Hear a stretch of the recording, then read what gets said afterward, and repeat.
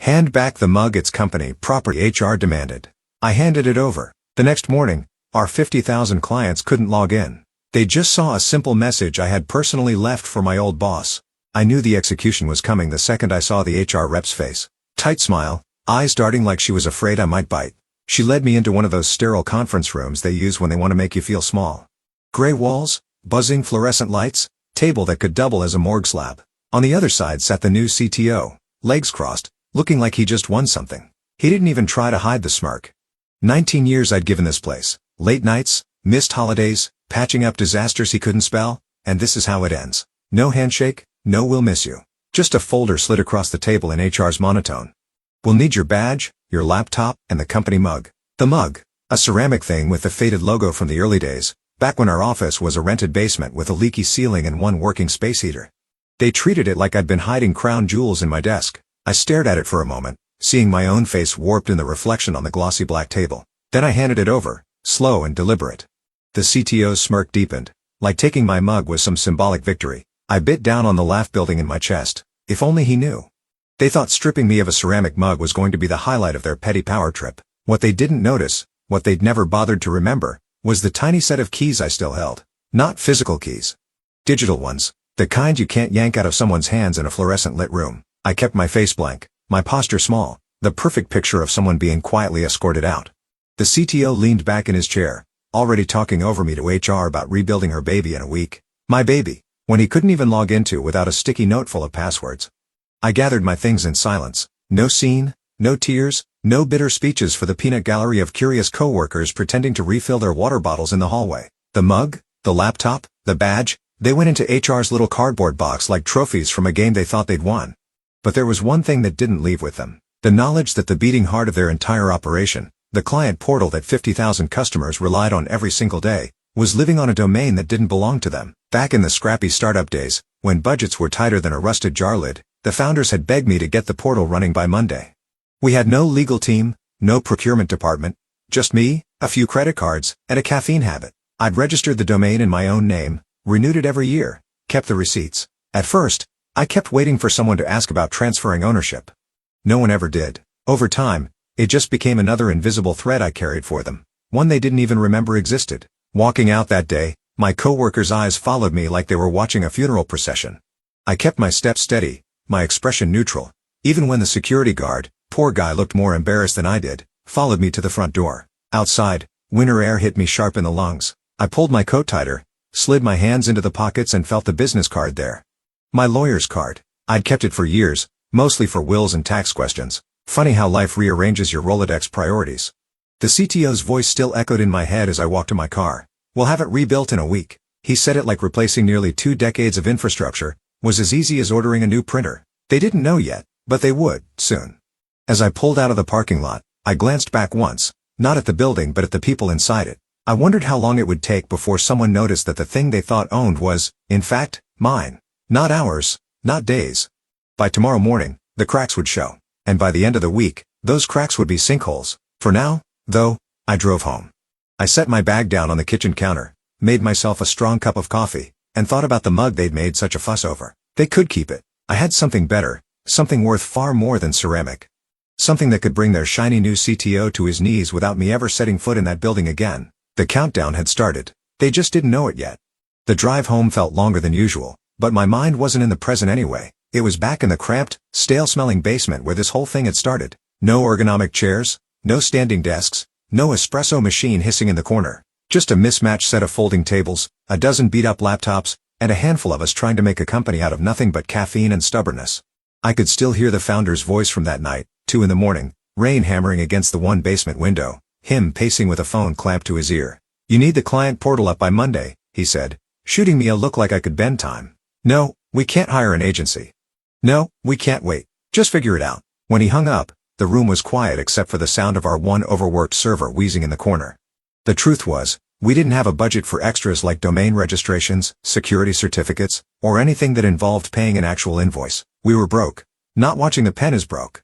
Broke as in someone bringing peanut butter sandwiches because it's all we've got for lunch. So, I pulled out my personal credit card and bought the domain myself. $59.99 for a 1-year registration. It was a small thing at the time, a quick fix to get us moving. We needed a front door for clients to log in, and I gave us one. Nobody said, "Thanks for fronting the cost, Clara." Nobody promised to pay me back. I didn't ask. I just kept renewing it every year when the reminder email came. For a while, I'd forward the receipt to the founder. He'd always respond with a thumbs up emoji or a got it. After a few years, he stopped replying, and eventually, I stopped sending them. The renewal fee went on autopilot with my personal card, and no one in management gave it a second thought. Funny thing about small details, they're invisible. Until they're not. Until they're the only thing standing between your business and total collapse. It wasn't just the domain, either. In those early days, I'd stitched together the entire framework that ran their client operations. Password resets, billing notifications, order tracking, all of it was routed through that portal. Without the domain, it wasn't just a matter of switching it over. You'd have to rebuild the whole backbone from scratch and convince 50,000 clients to update their bookmarks, trust the new site, and hope nothing broke in the process. Good luck with that in a week, let alone overnight. I'd never mentioned it out loud, never used it as leverage before. Why would I? Back then, I was part of the family. We were all in the trenches together, breathing the same dusty air and pulling the same ridiculous hours. You don't weaponize the trust you build with people you believe in. But now, that family had voted me off the island because the new CTO wanted to mark his territory. The memory of his smug grin this morning replayed in my head, that little flicker of satisfaction he got when I handed over the mug. He thought that was a win. In his mind, the mug was symbolic of ownership, his ownership over everything I'd built. I knew better. Ownership wasn't about holding a mug in your hands. It was about control. That control was still sitting quietly in my GoDaddy account, registered in my name, tied to my credit card. All it would take was one login, a few keystrokes, and the locks on their front door would change. I'd kept it up for 19 years not because I needed the upper hand, but because the company had never cared enough to handle it themselves. And now that they'd show me exactly how much, or rather, how little, I mattered to them, I was starting to think maybe it was time they learned just how much that small detail mattered to them. It was almost poetic. The same thing I'd done to protect the company in its infancy was now the one thing that could strangle it in its prime. All I had to do was decide when to pull the trigger. That decision wouldn't be made in anger. Anger burns too hot, too fast. No, this would be deliberate, slow. Like watching a storm build from a distance, knowing you're the one holding the switch that will send the lightning, exactly where you want it to strike. They thought they'd taken everything from me today. They didn't even realize I'd walked out with the one thing they couldn't buy back on their terms.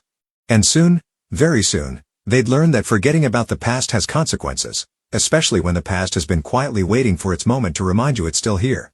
I moved through my office like I was cataloging a life in reverse. Each drawer, each shelf, quietly stripped of anything that was mine, and only mine.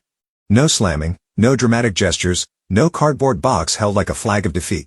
If they wanted a scene, they weren't going to get one. I wasn't going to give them the satisfaction of turning my exit into office gossip fodder.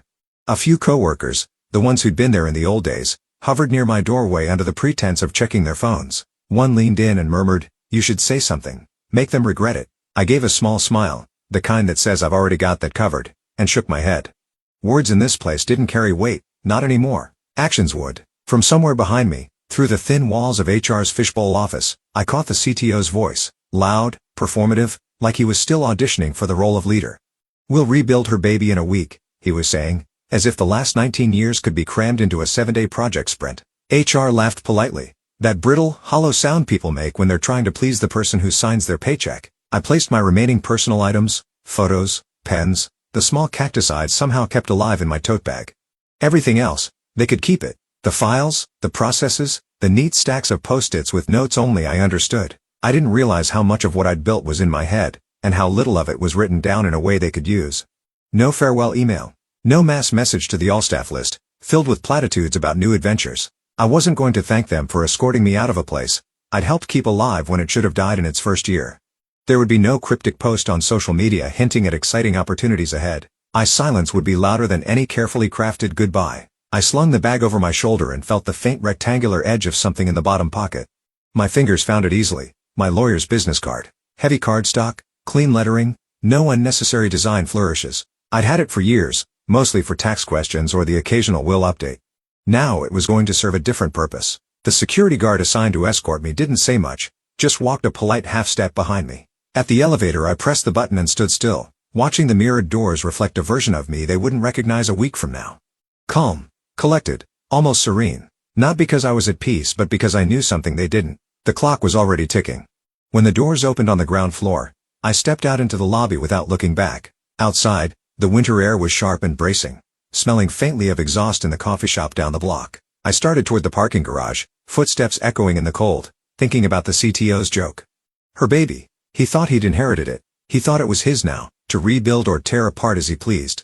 What he didn't realize was that some things can't be inherited without permission, and permission wasn't something I was planning to give. I reached my car, slid into the driver's seat, and started the engine. Heat groaned to life, washing over my frozen hands. My phone buzzed with a text from a friend in another department. "Are you okay?" I stared at the screen for a moment, then slipped the phone into my coat pocket without answering. There'd be time for explanations later after the storm. As I pulled out into traffic, I felt the tension drain from my shoulders, replaced by something steadier, colder. It wasn't anger, not anymore. It was anticipation. The kind of quiet patience you have when you know you've already won, and the other side hasn't realized they've lost yet. They thought my exit was the end of the story, but walking out that door today was just the beginning. By 8 o'clock the next morning, the fuse I'd lit without striking a match burned clean through. Somewhere in the company's gleaming glass tower, a switch was flipped, a server was pinged, and 50,000 clients, from insurance firms in Boston to manufacturing plants in Kansas, hit log in like they had every morning for years. Only this time, instead of dashboards and data, they got a white screen with black text, simple and unapologetic.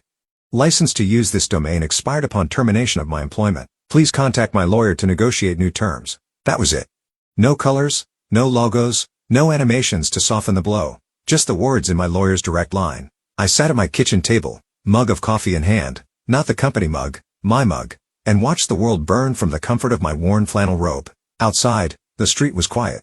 Inside, my phone pulsed every few seconds with fresh alerts, customer service wait times climbing past 40 minutes, client representatives openly tweeting about mysterious downtime, panicked LinkedIn posts from mid-level managers asking if anyone else was having trouble accessing the system. In my mind, I could already picture the escalation. First, a low hum of confusion. Maybe the server's just down for maintenance.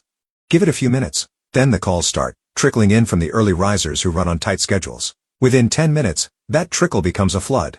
The customer service reps, most of whom I'd trained personally, be juggling 3 headsets at once, apologizing over and over without any actual answers. By the half-hour mark, the problem would move up the food chain. Team leads pulling IT into urgent huddles, IT pinging each other in frantic Slack messages.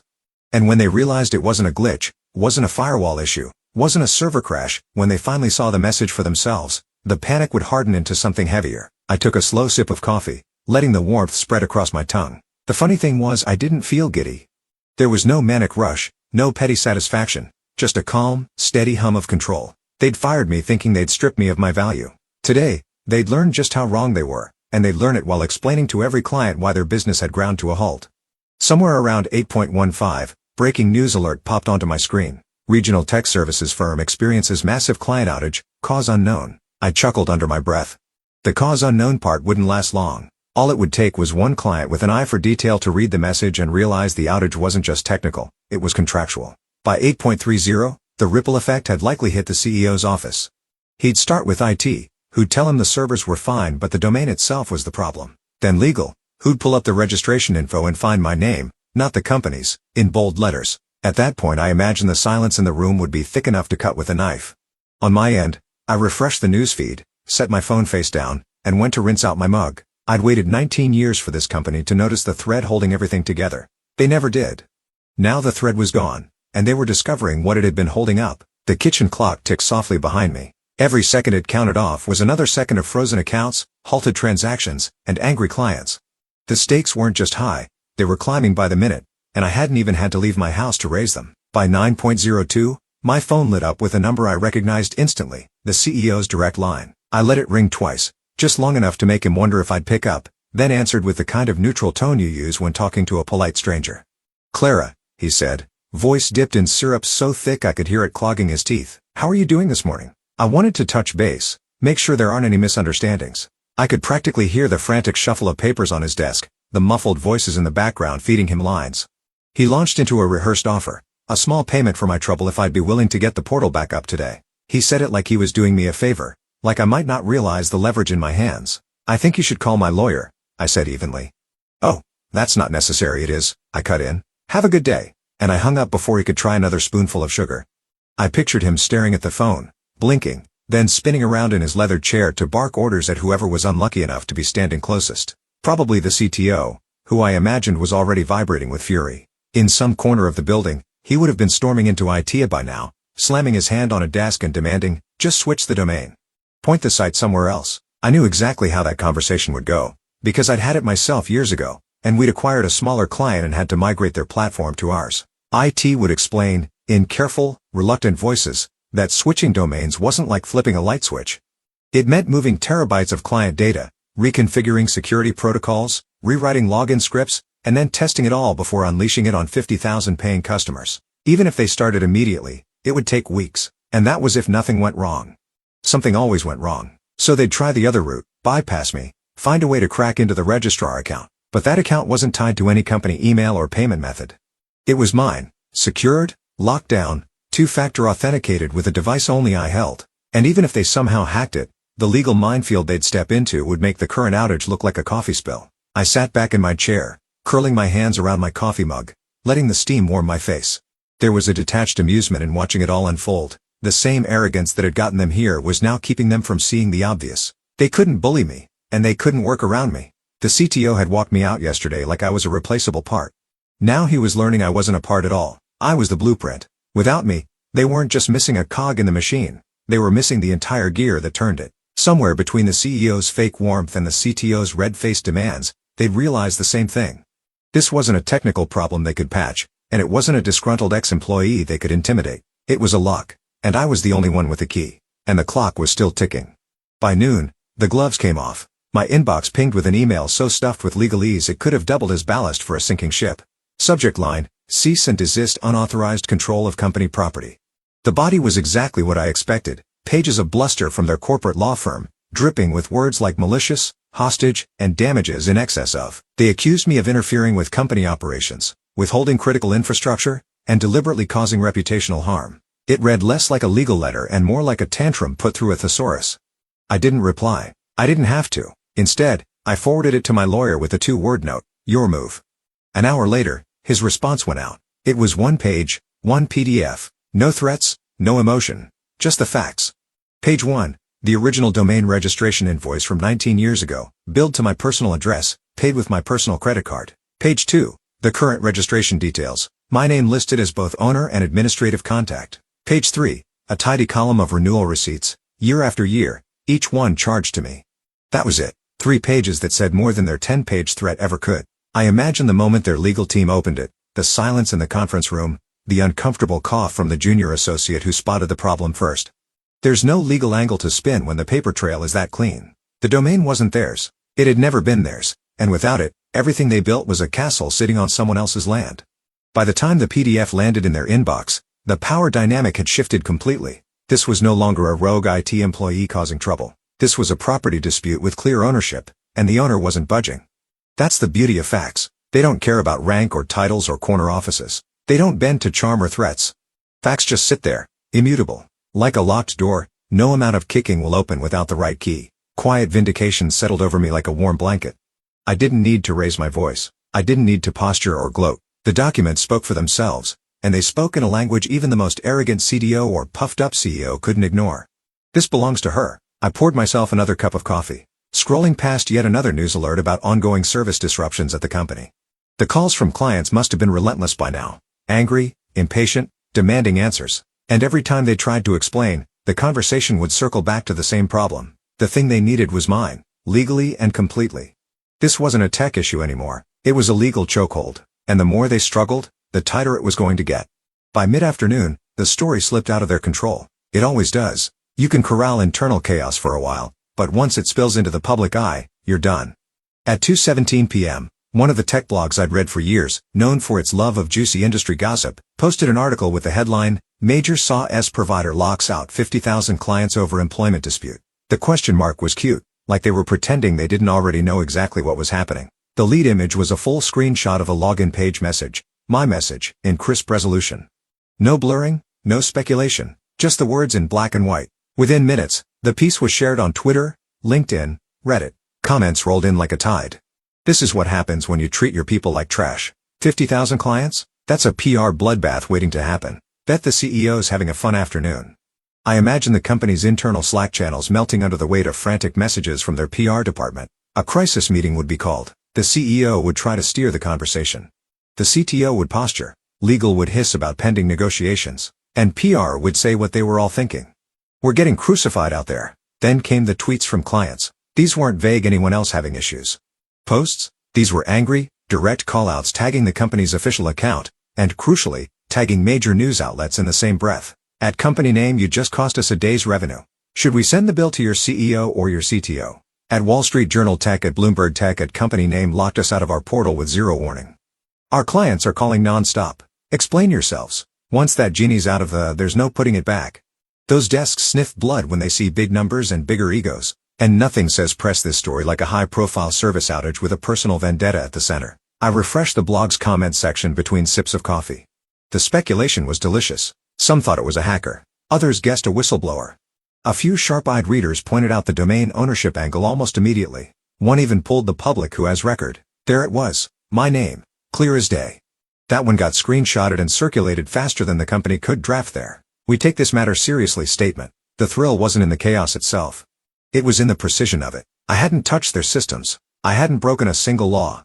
All I'd done was remind them that their empire sat on ground they didn't own. And now the world knew it too. By 3:00 p.m., I knew their leadership team wasn't just fighting to restore service anymore. They were fighting to survive the story. Once the narrative hardens, CEO loses control of company's critical infrastructure to ex-employee, you can't undo it. It sticks. It becomes the thing investors bring up in board meetings for years. It becomes the headline in your obituary. And as the PR nightmare grew teeth, I just leaned back in my chair, the hum of the refrigerator my only soundtrack, and thought, now it's not about fixing it. It's about how far they'll fall before they admit I'm the one who can stop it. The call came at 6:42 p.m., long after I figured they'd retreat into their war rooms for the night. The number was blocked, but the voice on the other end was unmistakable, measured, precise, the kind of tone you only get from someone who's spent decades talking to shareholders without ever raising their voice. Clara, the board chair said, not a question, not a pleasantry, just my name, weighted with something the CEO and CTO had been incapable of all day, respect. I'm calling on behalf of the board. We'd like to discuss terms, not threats, not condescension, terms. I let a beat of silence stretch between us, just long enough for them to feel the imbalance. I'm listening, I said finally. We'd like to restore service as soon as possible. They continued, skirting around the word desperately. If you'll outline what you need in order to stop. My voice was steady, low. This isn't about a payout. This is about making things right. Another pause. Chairs creaked faintly on their end, the subtle shuffle of people leaning in closer to a speakerphone. First, I said, you're going to reinstate 3 employees you terminated without cause in the past year. Full back pay, no probation periods. They were good at their jobs and you tossed them aside because they didn't fit someone's ego. Could hear a faint intake of breath on the other end, but no one interrupted. Second, you will issue a public statement, not a vague corporate apology. A statement naming those 3 employees, detailing their contributions to the company and acknowledging the damage done by removing them. The board chair hesitated for just a fraction of a second. I pressed on. And third, I said, letting each word land like a hammer, the CTO resigns. Publicly. Effective immediately. No golden parachute, no consulting contract in disguise. He leaves with nothing but his smirk. The silence that followed was exquisite, not the stunned kind you get when someone hears bad news. This was the silence of calculation, when every person in the room is weighing their pride against their survival.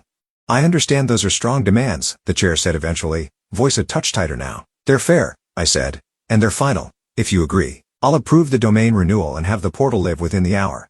If not, I let the sentence trail off. I didn't need to finish it. They already knew the alternative. Another day of outages, another day of headlines, another day of investors losing faith. On my end I was perfectly still, savoring the quiet, unshakable in the knowledge that they'd boxed themselves into this corner, the moment they decided I was disposable. They could choose their pride.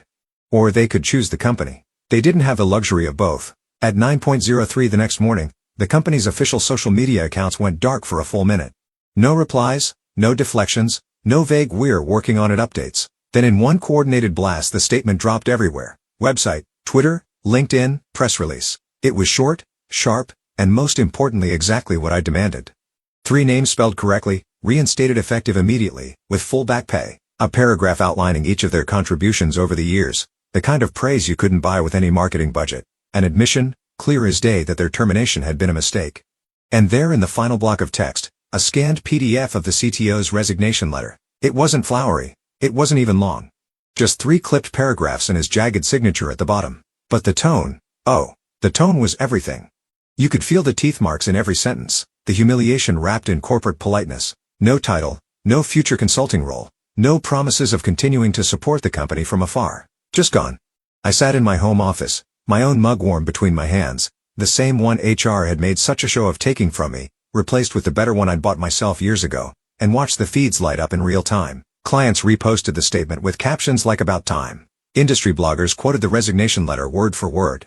One popular tech commentator simply tweeted, "And that's how you do it," alongside a screenshot of my original portal message. At 908, I logged into my registrar account. The domain sat there, steady and unbothered, waiting for me to make the final move.